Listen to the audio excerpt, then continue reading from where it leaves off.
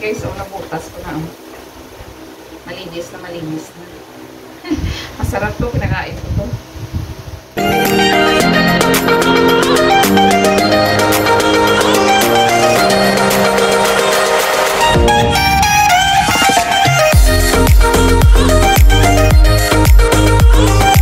Where a mother's heart is unconditional love. Ay, ganun. What's up, guys? Good morning. Nandito naman kami, ni Makulit. Nandito naman si Makulit, guys, sa loob. Kubo. Makulit. Ay! Kinagat ba naman ako? Kamusta, guys? Sana nasa mabuti tayong kalagayan lahat. Rise and shine. Ganda ng sikat ng araw. Yung mga anak ko nag-school na. Si panganay ulit yung huli. So, tingnan nyo naman yung sikat ng araw, guys. So, grabe, kalat. Ayun. Mag-ano ako ngayon, guys. Maglalaba siguro ako ng mga kumot namin.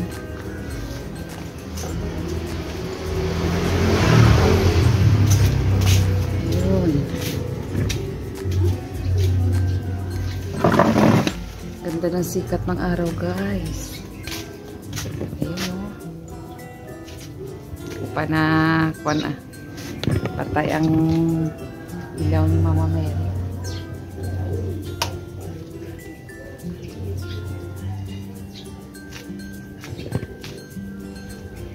So, nagwawalis muna ako dito, guys. Hindi ko na kayo dadalhin kasi kahapon ganun din yung content ko pagwawalis. See you na lang mamaya. A few moments later. So, nakapaglinis na ako dito, guys, sa labas. Ayan, yung mga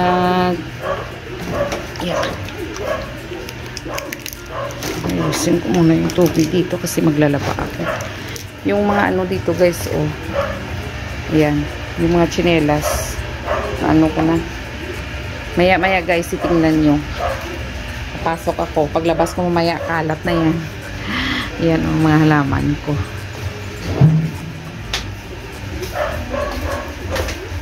So, dito na tayo. Tingnan nyo, guys, ginagawa. Sobrang kulit.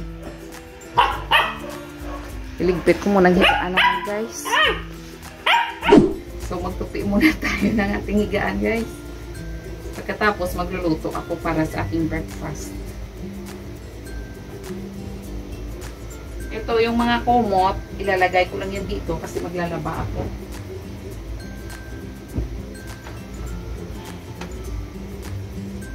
Maglalaba tayo ng mga kumot, guys, kasi maganda ang sikat ng araw. Tapos, yung, yung pillowcase, kahapon lang ako nagpalit. Tsaka yung bedsheet nung nakaraang araw lang kaya hindi ko na kailangang palitan. Alam nyo, guys, malalaki na yung mga anak ko. Pero dito kami lahat natutulog sa sa isang kwarto. Ewan ko, nasanay lang kami siguro. Malaki yung bahay namin pero siksikan kami dito sa sa baba, sa isang kwarto. Sanay na rin ako pag wala yung mga anak ko sa tabi ko, parang hindi rin ako makatulog. Kaya kahit minsan masikip, wala. Masaya kami nagsisiksikan dito. Ito yung foam ni panganay. Si panganay tsaka si Margaret, diyan sila natutulog. Sa bed kami ni Liam. Pag andito si Papa niya, tatlo kami. Tapos si Maxine, diyan naman si Maxine sa isa. So, nagsisiksikat kami dito, guys, sa tutulog. Ayan, maliit lang yung room namin. Siksikan kami dito, guys. Ang putla ko may nakarelate sa akon. Siguro sa inyo hindi uso ang sama-sama kami kahit saan, sa pagtulog, sa lahat, sama-sama kami, guys. Pwera lang sa paliligo. Itupi ko muna to. Pagkatapos, walisan. Pagkatapos, magluluto na ako.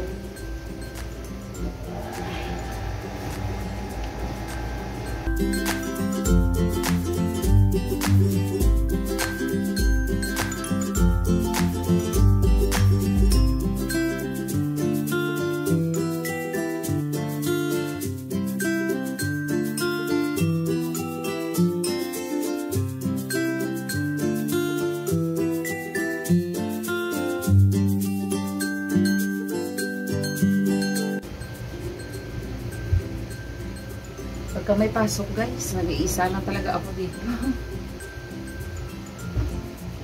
Kaya minsan namimiss ko rin yung nanay at tatay ko. Nalulungkot ako pag naalala ko sila. Kasi minsan gusto ko pumunta doon. Hindi ako basta-basta makapunta doon kasi lalong-lalo na pag may pasok yung mga anak ko. Dahil may anxiety ako guys, natatakot akong bumiyahe. Malayo kasi yung Carlota eh. Francilay, malayo. Kaya kung di ako samahan ng mga anak ko, di ako makapunta doon.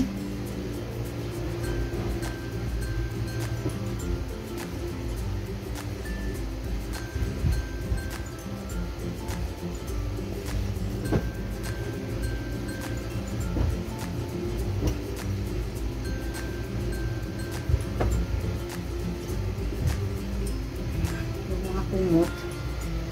Ay, yung bedsheet ni Max. Ito yung bedsheet ni Max, palitan ko na. Tsaka yung bedsheet ni panganay at ni Margaret, palitan ko na rin.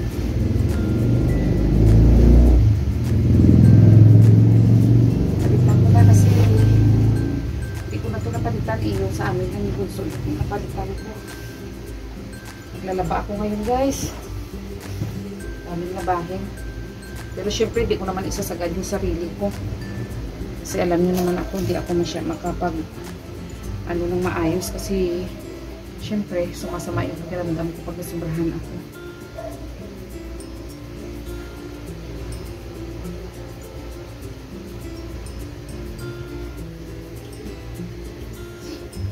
Siguro kalahati lang muna, bukas na naman yung kalahati.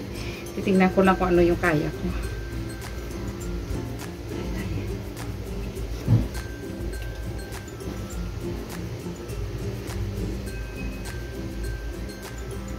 So, kuha muna ako ng pamunas. Sandali.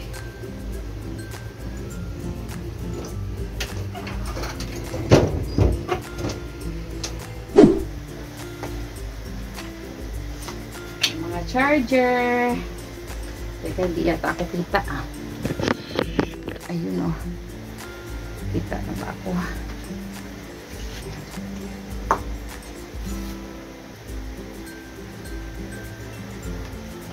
Guys, yung BP aparatos nandito to talaga sa loob ng room kasi minsan madaling araw kumataas yung BP ko.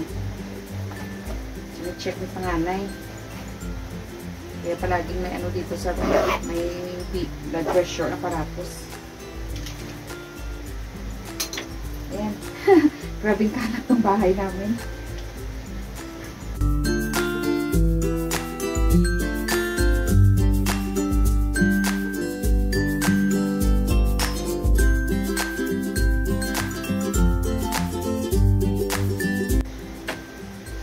Ito guys, hindi ito nawawala sa akin. Kasi pag masama yung pakiramdam ko, di ako makatulog. Ito yung ano ko. Nalagay ko dito sa ilong.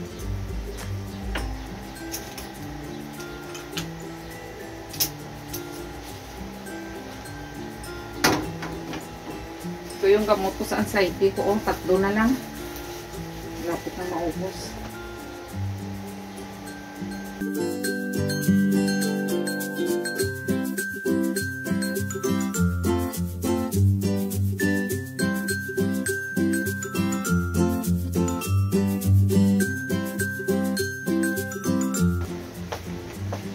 So, magwawalis ako dito mamaya, guys.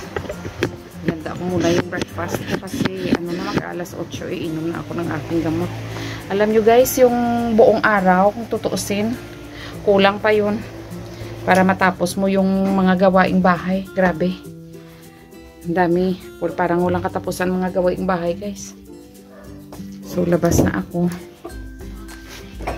Ayan pa, oh, yung mga tutupiin ko, guys. Oh, ang dami. Yan, yung nilabahan namin yan nung linggo. Ay. Pero sige lang, paunti-unti matatapos din yan. Bumili ako pala guys ng ano, ng isang pirasong bangus. Ayan dumaan dito, 140 pesos. Magluluto ako ng tinola. Lagyan ko ng dahon ng malunggay para sa aking breakfast. Tsaka isama ko na rin yung aking lunch. Kasi pag ako lang ako dito, pag may pasok, nag-iisa lang ako, okay lang na na ganyan yung ulam lang. Isang hiwa, okay na ako doon. Lagyan ko lang ng gulay. So, see you later guys. Magluluto ako ng ating breakfast tsaka lunch guys. Hindi pa ako dito nakaligpit. Kasi kanina nagluto ako ng ano nila, breakfast. At saka baon nila pang lunch.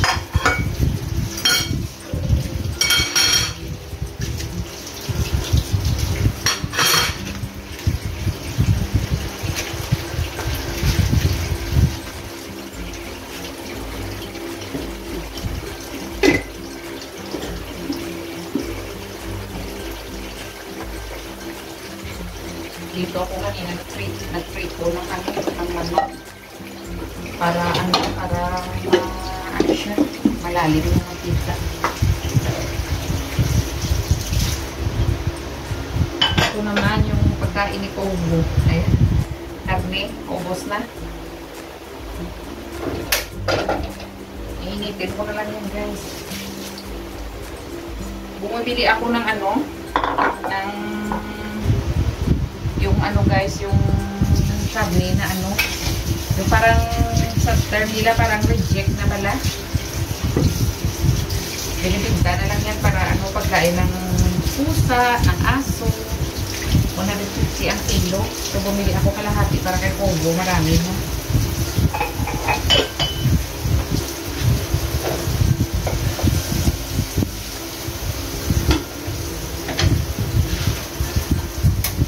Kabilang luti guys, kung mapapansin nyo, puro puno ng saging. Kasi vacant lot pa yan. Hindi pa yan natayuan ng bahay.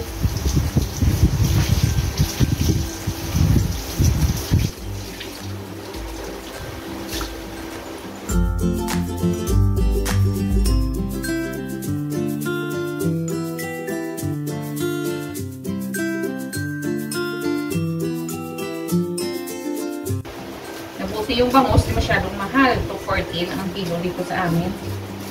Kumpara mo sa ibang isda, kahit maliliit. Yung isda na kinukuha talaga sa dagat, kahit maliliit lang, ay naku.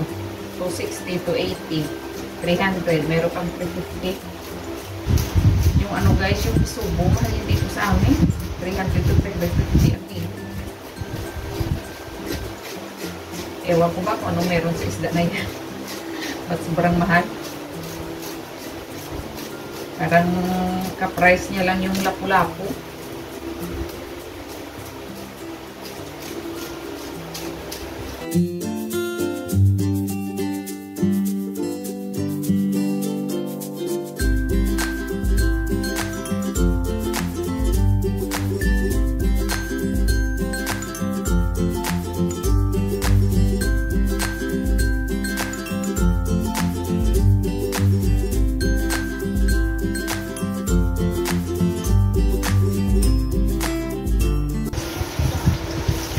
Iwan ko sa inyo guys ha, kung tinatapon nyo yung ako yung tinatapon ko, ito yung maduming ito yung taba niya, yung malaki, tsaka yung atay, hindi ko yan tinatapon.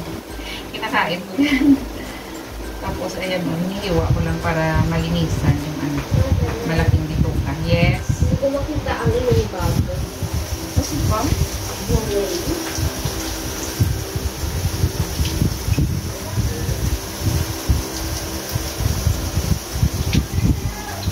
Wait.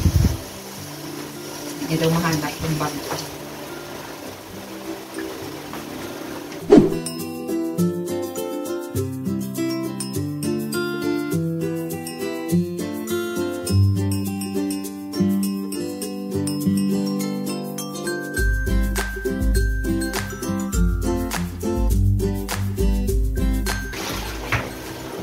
guys, o nabutas ko na.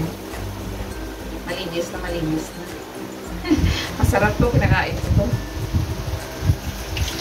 Pero pag maliit yung bangos, tinatanggal ko na kasi maliit yun ang ano niya, yung bituka. Pag malaki na.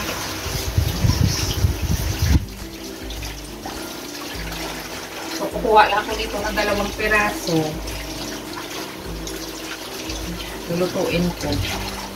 Yung mga bata, yung lunch nila, nagbaon sila. Lutuan ko sila kanina ng manok. Yung mga girls, maliban kay Margaret, ayaw kumain ng baboy. Si panganay kumakain kunti. Si Maxine ayaw talaga. Umpisa lang nung nagka-ano pala guys, nagka-African swine fever. Yung nag-uso dito sa Negros. Parang ayaw nila kumain ng baboy. Hindi ako naman basta may isda lang. Hindi ako kumakain ng baboy. Kasi alam niyo naman ako. So, magluluto ako ng sinabawang isda. So, see you mamaya guys. Mura lang naman to yung ano guys. I mean, yung pala yung leaves. Yung aking malunggay. Kaya hindi ko na iniisa-isa.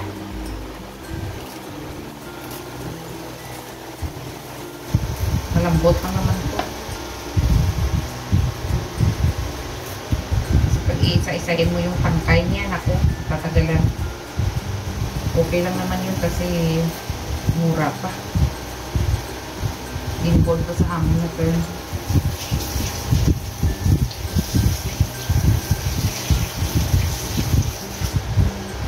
Wala akong kamatis, wala akong siling pangsigang. Yung mayroon lang ako bawang tsaka sibuyas. So, yung ilalagay ko sibuyas na lang. Huwag na bawang. Hindi ako maselan guys, kahit ano lang. Yung mga anak ko lang minsan kasi syempre, sinanay ko rin. Pag nakulangan ng ano, mag-ano yun, iba daw ang lasa. So, nalagay ko na yung sibuyas ko.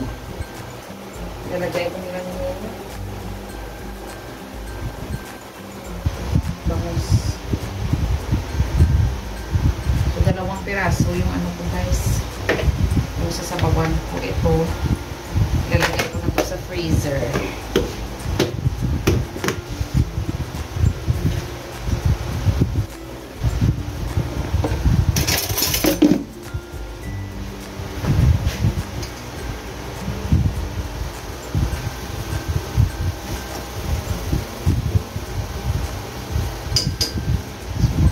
Muna.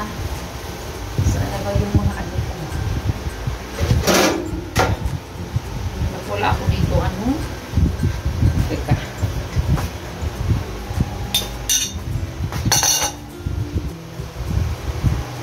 Hugas muna ako guys.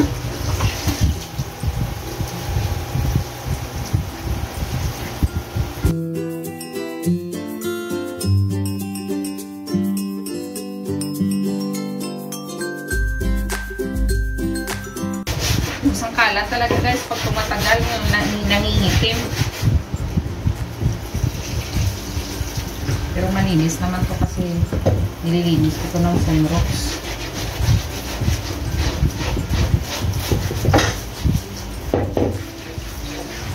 Pero pagka mga raw foods, mga raw na foods na kinakain, syempre hindi ko to ginagamit.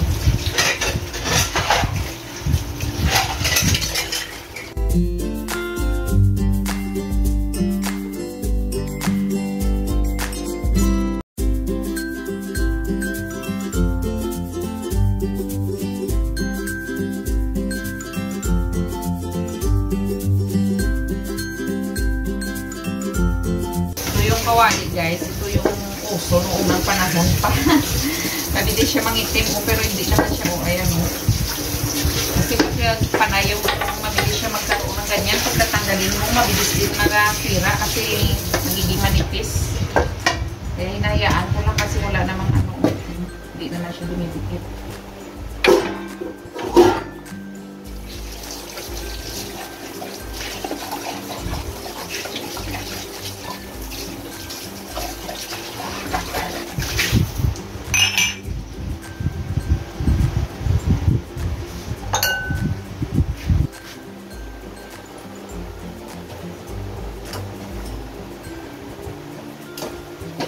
isda, mabilis lang naman maluto.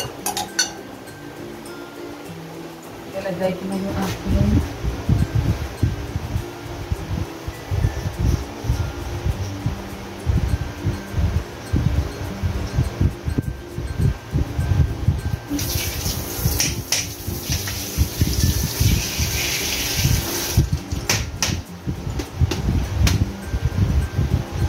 Nilagay ko na yung malunggay, guys.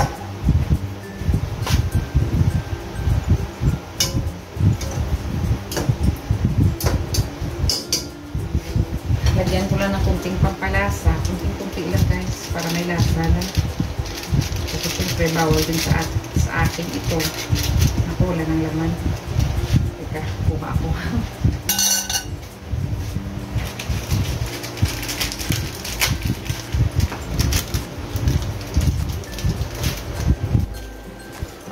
Guys, o kunting-kunti na. Ayan o. May lasa na. Ako lang naman ang kakain. Kasi pagka dito ang luto, ay naku, dito mapusto ng mga anak. So yung malunggay guys, mabilis lang yan maluto. Kaya patayin ko. Tapusin ko lang to, tapos kakain na ako.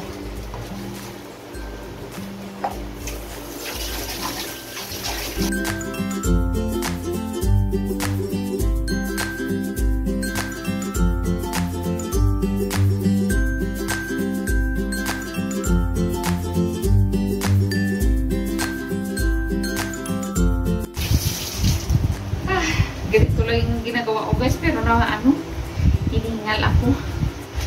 So kakain muna ako, mamaya ko nalinisin yung stove ko. See you later guys. So ito ng aking breakfast guys. Wow! Yummy.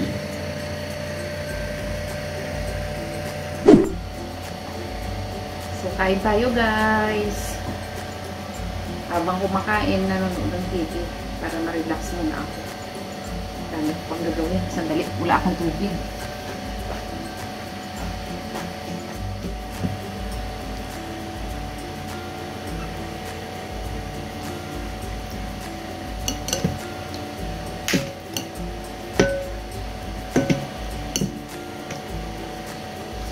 Thank you Lord sa grasya.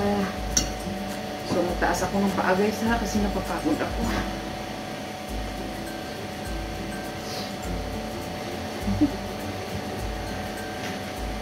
Nakakalungkot din kumain mag-isa. Pero syempre, wala tayong magawa. Ganito talaga ang buhay. Nag-aaral ng ating mga anak.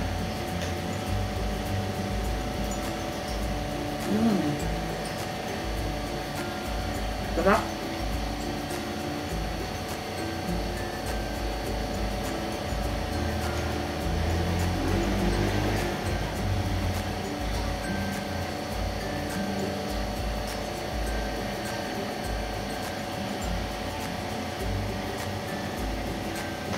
Yung pinapanood ko guys, dumpster diving.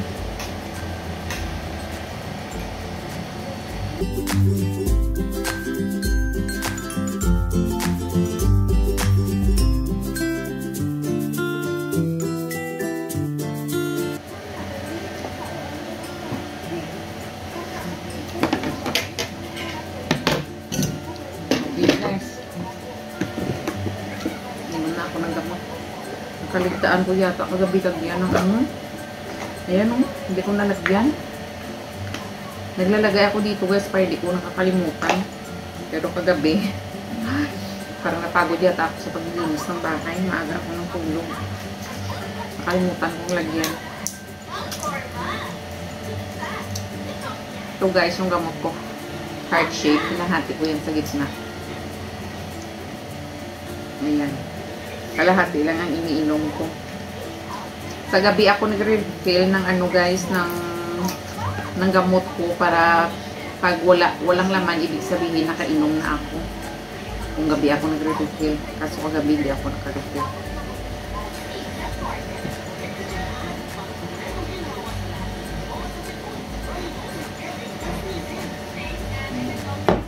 Thank you Lord.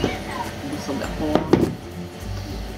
So, mamaya naman guys, pag maglalaba na ako, pahinga muna ako sandali.